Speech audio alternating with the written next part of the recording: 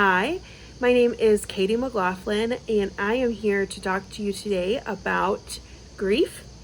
It is a subject that is near and dear to my heart. I have worked with the hospice agency for just over 8 years, and I worked with both adults and children who are grieving the loss of a life through death.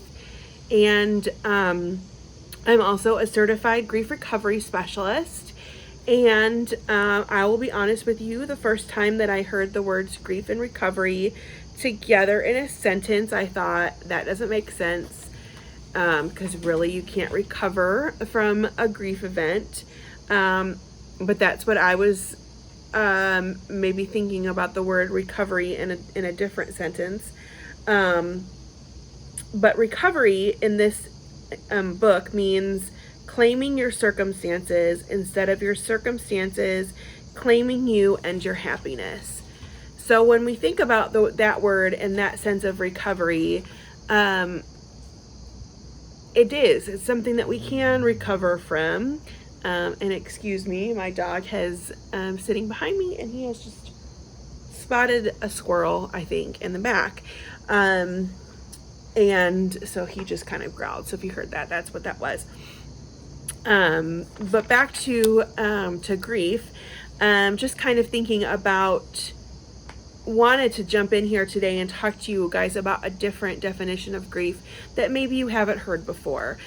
When I went through the course to learn to be a grief recovery specialist, I heard this definition and I thought, yep, that makes sense. That makes a lot of the things that I've gone through in my life, that puts it into perspective. And so that definition is grief is the conflicting feelings caused by the end of or change in a familiar pattern or behavior or life. So a lot of times when people think about grief, they do think about grief as being a loss of life. And that is obviously a huge grief event that happens to so many of us. And that's just one. I think in the grief recovery method, we talk about, 40 some grief events that can happen to us in our life, but some of the more prominent other ones could be divorce, loss of job, a move, loss of a pet. But there's so many events that happen to us in life. There's even joyous events that happen in our life that we could consider to be a grief event, and I will go into that in just a little bit. But let's think about death and put it back into that definition. So death being the death causes grief, and the grief is those conflicting feelings. And I just want to stop right there. So those conflicting feelings, a lot of times, especially if the person who has passed is older, maybe somebody in their 90s has lived a really great life, but maybe at the end of their life has some sort of ailment, or maybe maybe dementia, Alzheimer's, maybe something that's happened at the end of their life that maybe made some things more painful for them. So you could be very happy that that person that you love so much is no longer in pain, but also are very sad that that person is gone. And so those are going to be your conflicting feelings, happy and sad. And a lot of times it's more sadness right there at the beginning, because that's kind of our first gut feeling. And then you're thinking, oh, well, I'm very happy grandma is, she's no longer in pain.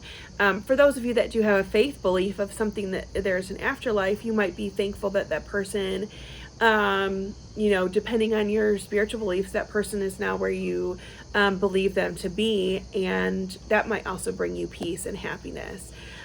So that's the first part of that definition.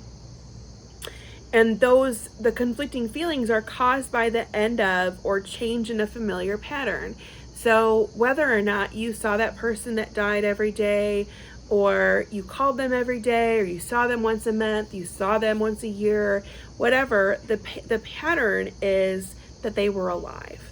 So the pattern of them being alive from the day they're born till the day they die is a pattern. And now their life has stopped, their physical life has stopped, but we're continuing on. So that's where the change happens in that pattern. and in this definition, the change of the familiar pattern of life, but it could also be a behavior that is changed. But another one that is that's another easy topic to talk about with those conflicting feelings is really divorce.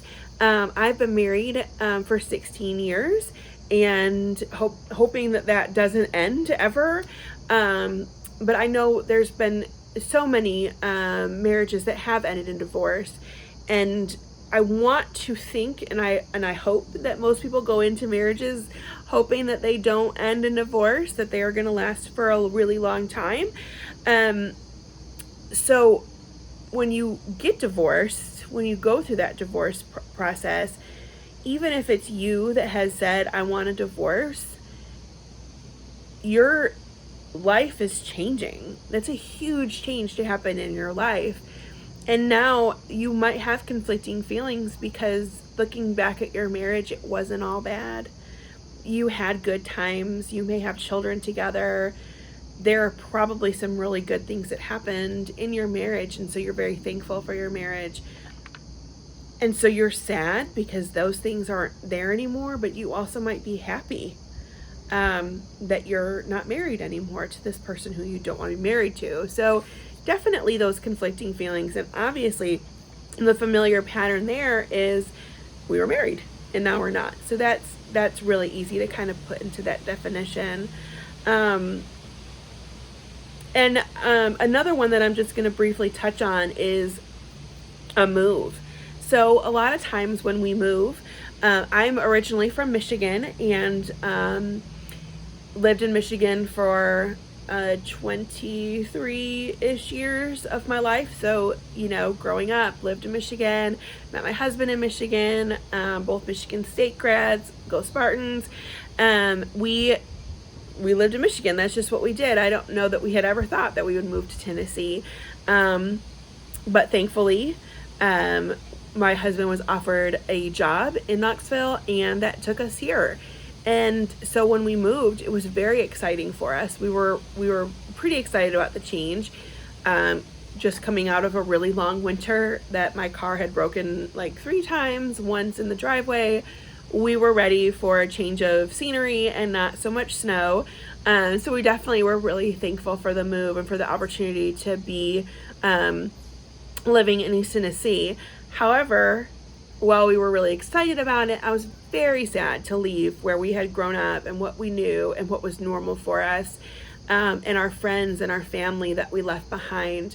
I'm very fortunate that my family, my immediate family, my dad, my mom, my sister, my brother, and my nephew moved down very shortly after we moved here. So that actually worked out really well. But for most people, that probably doesn't happen. So when we left Michigan, we left a lot of us and a part of who we were up there to this new experience. So that definitely was a grief event for us, even though it could be considered something that was really exciting and really great for us.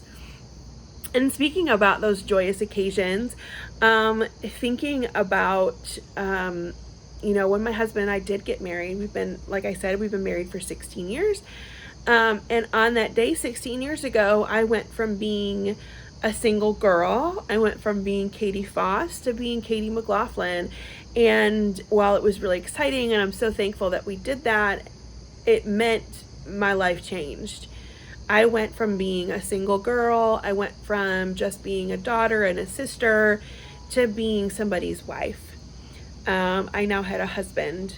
I went from my family's house to my husband's house. I now had to pay my own bills. I had to take care of my own home. I had to make dinner, like all of those things that were different. There was a huge pattern that changed in my life. And I was very conflicted at the feelings because obviously I was so super happy. I was so excited to be Mrs. McLaughlin and to be somebody's wife and to have a husband.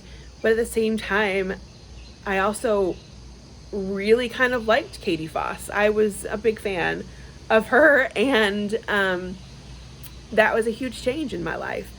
And so, there's those conflicting feelings. I was a little bit sad that I wasn't a single person anymore, but so happy that I was married. So it definitely, when you look at all of these events that happen, some events that we are only thinking are super happy, you can actually look at them and be like, there's actually a little bit of sadness that happened there. I don't know if anybody has seen the movie Inside Out, and I'm just thinking of this scene in there, but they talk a lot about emotions. It's a really great movie for somebody who works with feelings that I do a lot. So that was a movie when it came out. I was really excited to watch that. But it talks about how there's a scene where the main character loses. She plays hockey. She lost the hockey game. And she's so sad about that. But immediately after, her friends come in.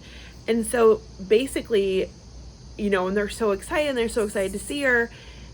So basically what that's saying is that you can have sadness and happiness in the same moment. Like in that same event, you can have both. And it's okay. And that's normal. And events are not supposed to just be one-sided. We're not just supposed to be sad for something happened. We're not just supposed to be happy.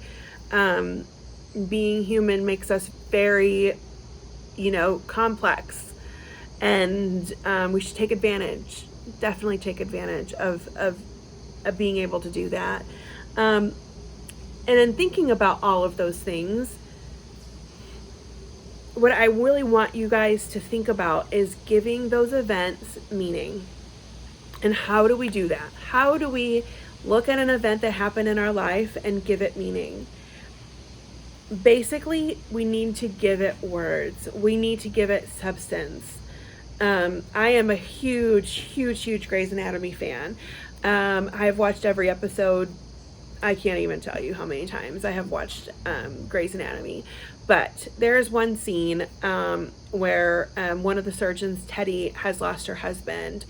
And she goes to a grief group and has some different responses to being in that grief group. But what the leader of that group says to all of the women there is to go home and say, I'm a widow.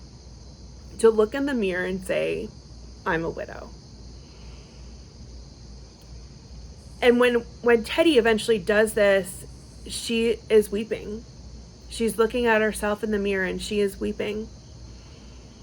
Because she has finally said, I'm a widow.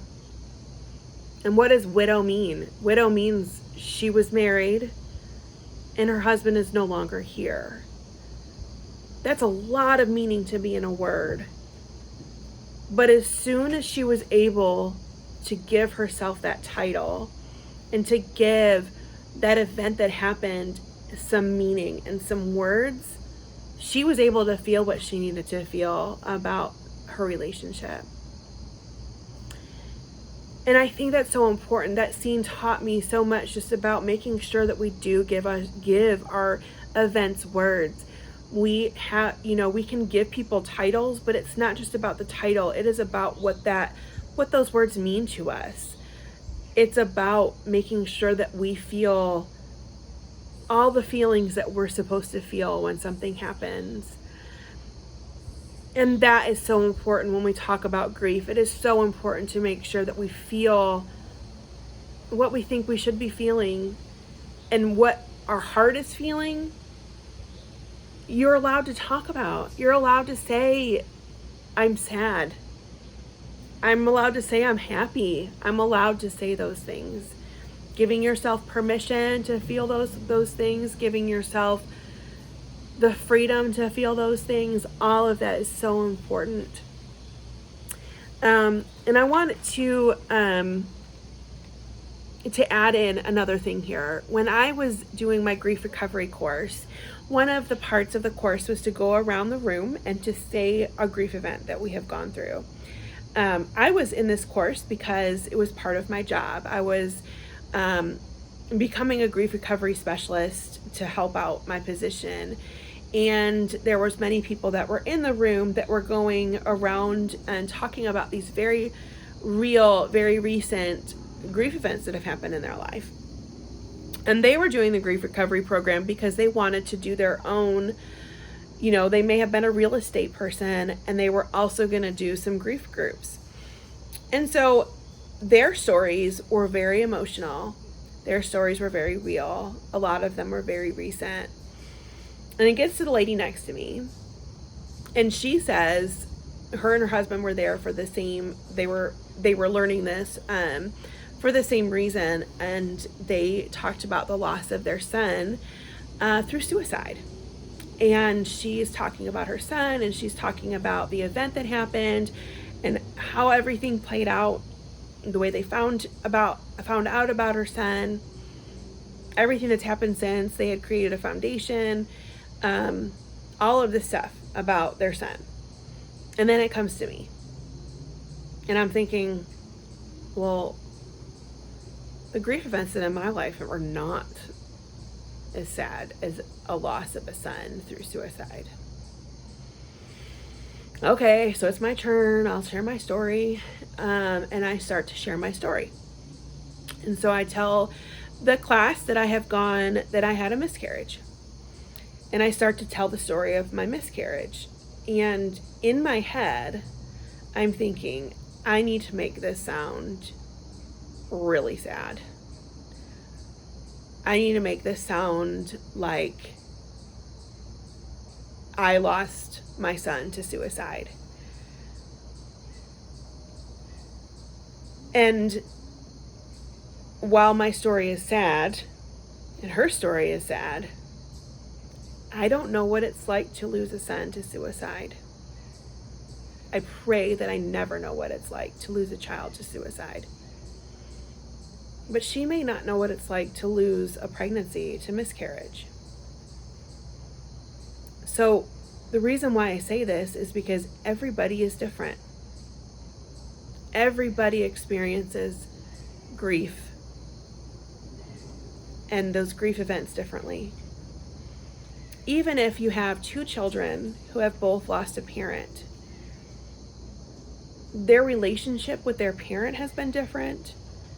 So their grief and what happens during their grief event and after the death is going to be different.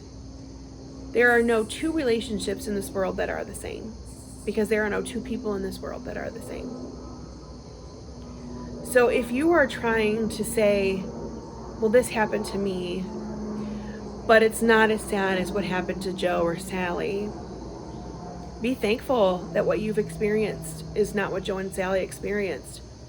But know that your grief is real. Your grief is something that has happened in your life. It is a part of what makes you, you. If I would have never experienced that miscarriage, I probably wouldn't have much of a grief event to talk about. While I've lost family members and grandparents, my most emotional loss is my miscarriage. And it's a pretty big loss. And especially when you think about the birth of my second child after the miscarriage, if that pregnancy had come to fruition and I had a child from that pregnancy, I wouldn't have my second child. And that is a very, very hard pill to swallow. That is something that makes my heart ache thinking about it. But it's very true and it's very honest. And that is life. And for me, putting that out there and giving it words and giving it weight and saying, this happened to my life. This is a part of who I am. This is a part of my story. This is a part of our family story. It gives it so much more weight. It gives it the important part of my family. Just like the birth of my first and second child. Just like adopting all of our fur children. All of those great things that have happened in our lives. Also, there's bad stuff. And it's just as a big part as the good stuff. I sometimes think about what people post on their social media platforms when they post on Facebook and they post on Instagram or whatever it is. And they're posting those pictures of their beautiful family and their beautiful house and their, gorgeous lawn and all of their children looking, prim and proper and bows and all of that stuff. And that's just half of the story. Most of the time, our life is not going to be Facebook or Instagram perfect. Most of the time, it's going to be what happens, what we're not posting on Facebook and Instagram. And those things are just as important to celebrate, to put weight to give it a picture, to give it Facebook recognition or a Facebook status or whatever. It's part of your story. The grief events that have happened in your life are not to be pushed under the rug. They're to be talked about. They're for you to put weight to and to give words to and to say, this happened in my life. And what happens next? I like to think of grief events as a semicolon. We're here in this sentence and we've gotten here. And now we're at this point. And what happens next? Where do we go from here? And I don't know the answer to your story. I don't know. I can't give you a fix it button. I can't give you an easy button. I can't give you a pill to swallow to say that it'll make it all better. It does take work. It takes a lot of work to identify and to go through the process. But your life is important and your story is important. Every bit of it. So if you've gone through something in your life, if you've experienced something that you think, you know what? I need to think about that a little bit more. Maybe I need to write about it. Maybe I need to journal about it. Maybe I need to talk to my mom. Maybe I need to talk to my partner. Maybe I need to talk to my dog about it. Give it weight. Give it meaning. Give it words. Say, I'm a widow. Say, I am a childless mother. Say, I'm a motherless child. Say, I'm a divorcee. Whatever it is. Say, I am a transplant. I am a Yankee from Michigan living in East Tennessee. Give it words. Give it meaning. It's so important. And the biggest thing that I want you to take away from today is obviously this definition of grief can give you a different look on ideas that you may have or different things that have happened in your life. But I also want you to remember that there are no two events that have happened in this life to me or to anybody else that are the same. And just because something happened to somebody else who you think might be horrible doesn't make yours less horrible. I like to think about it when people say, just because somebody is beautiful doesn't mean that you're less beautiful. There is not too much beautiful. You can't have too much beauty. And unfortunately, it's the same way with grief. There's not too much grief. There's not too much sadness that can happen. Just because this person is grieving this way and their story is this doesn't make your story less important. Doesn't make your grief less important. You are important. Your story is important. And that's life. So I'm just going to say the definition one more time. That grief is the conflicting feelings caused by the end of or change in a familiar pattern of behavior or life. And give those situations in your life, give them words. Give them a definition. Give them meaning. Because you are important and your story is important. Thank you all so much for listening to me today. I'm very thankful to share my stories with you and to share this this passion that I have for grief and for understanding our story and our grief story. If you do have any questions or concerns, or would like to know more about the grief recovery method, you can reach out to Amy Foss. She is my sister and she knows how to get into contact with me. But I would love to hear or to share with you, or just to listen. So thanks again for listening to me today, and I hope that you all have a wonderful and blessed day.